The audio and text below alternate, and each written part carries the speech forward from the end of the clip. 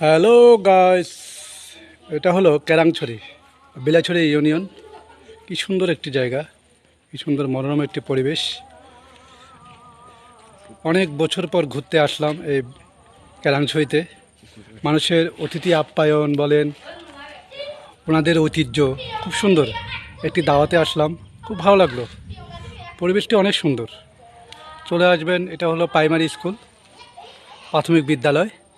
খুব সুন্দর একটি গ্রামে এত সুন্দর একটা প্রাথমিক বিদ্যালয় আছে, আগেই জানতাম না।